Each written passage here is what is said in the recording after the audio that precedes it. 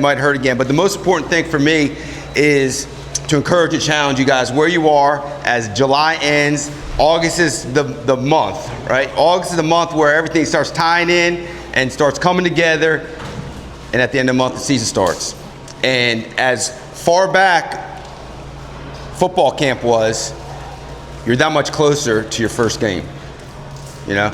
So because it's football, obviously I'm gonna tell you a story about Braveheart. How many seen Braveheart? Yeah. If you haven't, get it, all right? Watch it, all right? So in the movie Braveheart, William Wallace, which was based on a true story, a guy that helped Ireland win their independence from the big, tougher England, when he was a kid, his father and brother died.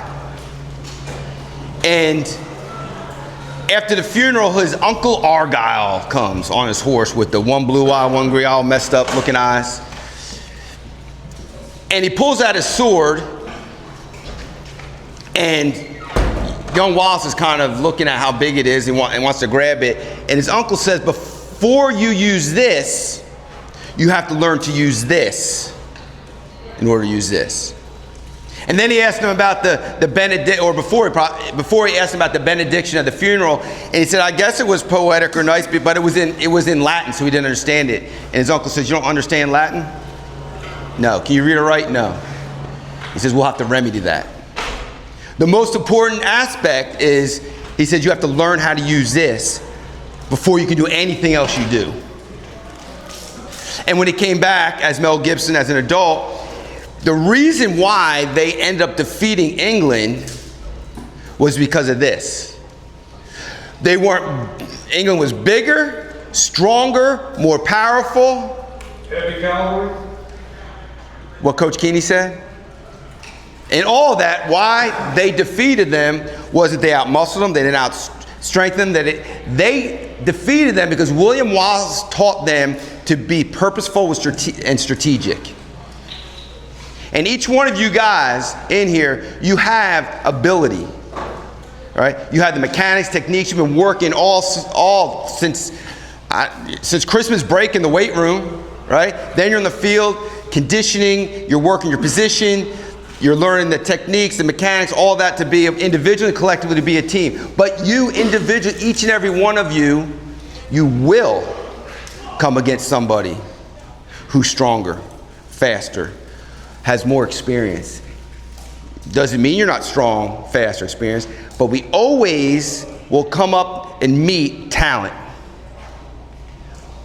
The question is, what will you do when you're met with that? Because the other 10 and everyone else on the sideline is depending on you to be your very best. But if William Wallace just learned how to fight with a sword and he went back to Ireland and then fought the English, they would have got wiped out. But he learned, first and foremost, he was coachable. He was teachable. He learned from his uncle Argyle. And to think, wherever he brought him, of course it's not in the movie, but you know when he came back, he was very taught, he was very learned, he has wisdom and smarts because he came up with all these ideas to defeat the more powerful, the stronger. You will come against someone. It might be the very first game. It might be the playoffs and any game in between. Will you be prepared? Because you can't flip on a switch when it happens. Right? And I've told you the story, and I'll tell you again because it goes along with it. My senior year in college, established as a starter, my new position coach changing how we were on the line of scrimmage because he wanted me to understand to be more strategic against an enemy, an opponent who's trying to keep me from being an option for the quarterback. So the first step was the most important step. The first step was strategic to get his hands off you, to get separation, to run your pattern, that you're an option, because the other 10 are depending on me to do that. I just want to do what I want to do. I know how to run the patterns, I have really good hands, I can catch the ball, I got speed, all that stuff. But he wanted to show me and show all of us receivers that there's intangibles to learn that are going to help you have the opportunity to be successful. And it takes more than just your ability. It takes more than I've been playing for 4 years. I've been a starter. Because that was my mindset when I went and talked to, when the coach told us this. I mean, we're in 2 days, actually 3 days with special teams at night, and you're just grinding.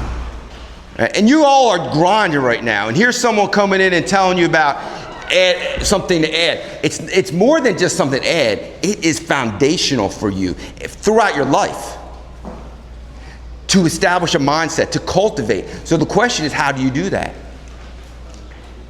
How do you establish a stronger mindset that that you are in the trenches, or you're just battling and it's hot or it's cold or you're whatever, muddy, it's rainy, and you have someone that isn't giving up against you, that person you're coming against? What will you do? How will you be able to respond in the excellence that's in there when you're tired?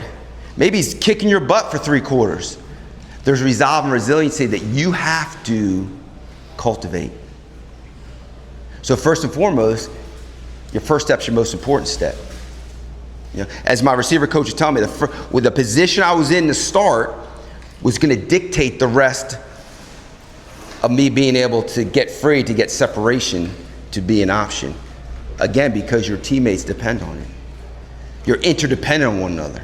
You depend on each of you doing what you need to do individually, so that when you come back to collectively, you're able to do all you can where you are with what you have. To understand what you have is in here. You have to uncover, and you have to be purposeful, which means you have to be intentional. And your first step is your most important step. I want to encourage each and every one of you, and I'll give some to you, but have words, whether you feel like it or not all the time, whether it even resembles you or not all the time, to speak them, to have them written down. That you are disciplined, that you are resilient, that you have resolve, that you have fortitude, that you are strong, you are empowered, you're invigorated, and you put them on. You can put them on a piece of tape on your wrist and write 1 word down or 2, so that when you're in that play, your mind goes to that, because you've already told yourself every day, this is who I am. You have to interrupt feelings by speaking truths. And the truth is, each and every one of you here, because you've gone through what you've gone through, you know there's guys that have the ability to play football that are not willing to do what you all have done. The sacrifice that you all have all made. I mean, I don't know how many, mostly in college, but in high school too, missing weddings, missing parties, missing beach trips, all that stuff, because I committed to a team that was depending on me to show up and be my very best. And what did it take? It takes a mentality. It takes stepping on the practice field already determined that you are going to be your excellent. Stepping into a game, it's not about the opponent. Yes, I mentioned those things in the beginning, but it's about you. It's about this team. There's no excuse, no reason about anyone you play and what they do. It's how you respond to them. First of all, more than respond, how you initiate at them. So when you start writing down and speaking, this is who I am, your mind goes to that all the time. What it's called is a default. Right? On your computer, I'm not good at computers, but I think there's a default, right? You have a default email, you default this. What it means, it goes back to this. And when you teach your mind excellence, regardless of circumstance, situations, your default, when it happens, when your body says, I can't do this, when you're like, man, this guy's kicking, the default, no, I'm interrupting that. Your mind starts dictating to you, I am empowered. I do have determination. I have fortitude. I have strength. I have the resolve to do my very best. Because here's something I want to tell you guys, and you need to hear this. It's very important. When I say someone's stronger, bigger, it's only because they've activated it in their play. What is in you is in you. For you to be able to push back, to stand firm, to have victory, each play, series, whatever may throughout the game, it's already in you. Everything you do and beyond is as much as anyone else is doing. The question is, individually and collectively, will you put it together mentally as well as physically, because they're interdependent, so that the very best you comes out? Because some guys, and you all know this, great practice players, but game time, freeze up. Because their mindset, it goes from, I can do this, to, oh my gosh, look at this guy I'm going against. You have to establish a mindset that I will be successful. I will dominate. I have it in me because I've done just as much as them. And you focus on what's in you because you have established, you put equity, mental equity, if you choose. Because sometime in August, September, October, November, there's gonna be a night, and you're not gonna feel it. It doesn't seem like it's gonna happen to you. You got someone that starts to talk to you because they're getting the best of you. You're not gonna be able to flip on a switch. It's gonna have to be something that automatically your body goes to, your mind goes to.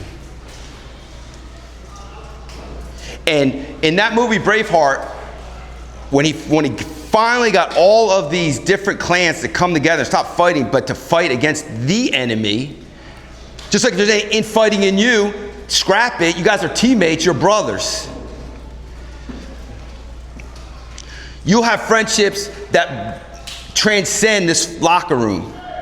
Because what you do here, other people aren't willing to do and don't know what it takes and what you've gone through to be here. You should sharpen each other. You're all going to make a mistake.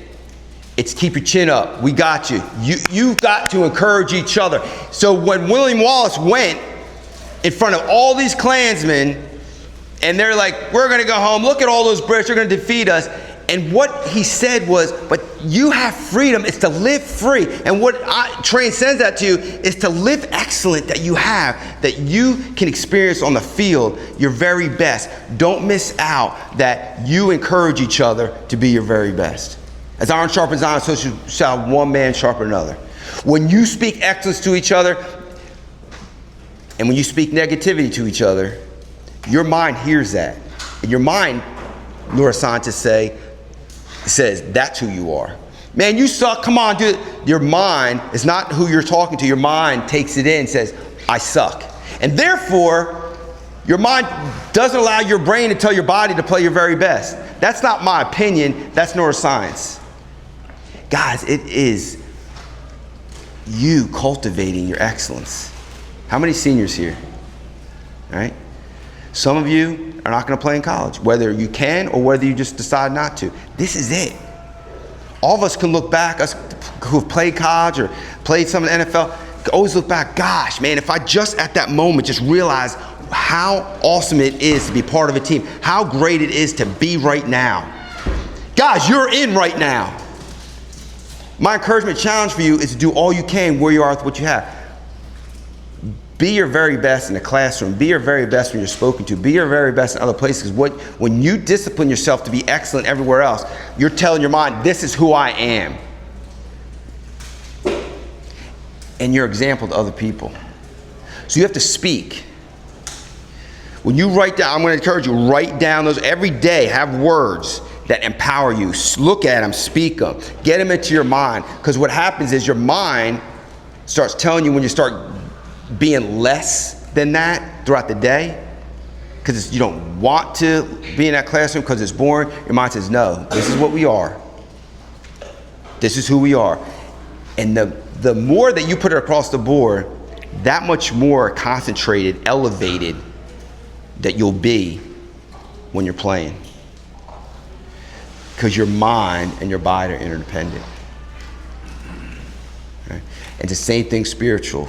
God has created you as a living being eternally. And the Bible tells you 301 different identities that you are. And what happens is we do something stupid, we say, I'm stupid. No, you did something stupid. You're not stupid. The Bible says you're a masterpiece created for excellence.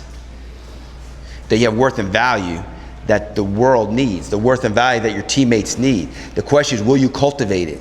Will you speak it? Will you write it down? I don't have, man, after I just got done from the gym and I came, but after I take a shower, I write down what day of my life it is, which today is 20,414th day of my life. It's also the 211th day of this year. Every day counts. Will you make your day count? What will you do to get your mind present? Because your mind just wants to be on cruise control. But just like that movie Braveheart, and just like the movie, remember the movie Facing the Giants, where they had the same thing, where the coach made the guy do the bear crawl with the guy on his back, and he said he'll 30 yards, no, you can do 50 yards, and blindfolds him. And when he's all done, he's encouraging him, challenging him to keep going, walk with this guy on his back. He does 100 yards. You can do more with what you have if you allow the process of growth to come about. If you choose and believe truth that you are a masterpiece that has to be developed, you will take time every day to be in the Word, every day to write down those empowering words, to look at them. Another thing neuroscientists say that empowers you, to speak them. I am. And some of you need to tell yourself, I love you. You need to tell yourself that you love you, that you accept, that you receive. Allow yourself to be loved.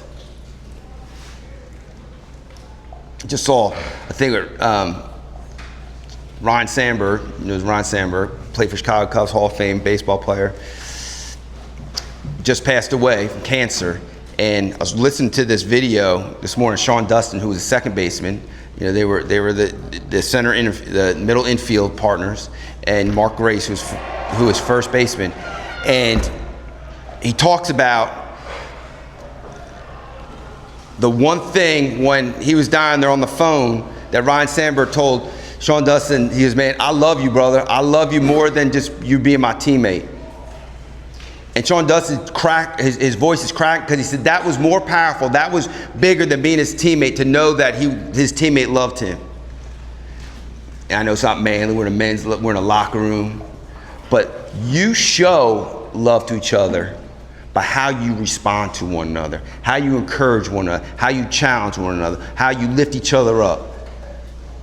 Because it's going to be needed out there. Your teammates got to believe that you believe in them. And it can't be flip a switch. It has to be all the time. When you see someone doing good, tell them. When you can help someone out, help them. Because you're helping yourself if you choose every day to speak life into yourself. See, a coach can only coach you. I can only tell you these things. A coach can't go on the field and do it for you. I'm certainly not coming around your back looking over your shoulder. Are you doing that? But I tell you, just like with Braveheart, the evidence was seen when they fought and beat the English. The evidence of the mindset, of the strategies, of the purpose. So here you are, July 30th, about 4 weeks away probably from your first game, just like that. What will you do for the next 30 days? Nutrition-wise, sleep-wise, you use a lot of energy scrolling. Your mind, what will you choose to avoid, and therefore what will you choose to add? Will you read something that will challenge you? Will you watch a podcast that will challenge you? Will you write words down that challenge you to be the very best you? Because Friday nights are coming, guys. And like you said with seniors, and for all of you at one time, it's going to be it. And man, you don't want to look back with regret. So I speak these things to you because I've learned over 20 years working with college athletes mostly that it works. To help you be your very best, man. So when you walk off that field, you know without a doubt you left everything on there. That is victory. That is success. So that's my encouragement. I can send the coaches a list of words, you can write words, but I'm telling you, if you start today and you choose tomorrow and you wake up to continue, you have to write it down. I have to write my words down. Leave it by your nightstand. Whatever it is, you have to make an advanced decision. Because the time's going to come, that guy's going to be in front of you, and he's going to have the same talent as you. Then the question is, will you be able to respond? Guys, I appreciate you, man. You've been through a long off season. Season's about to start. Be prepared mentally as well as physically.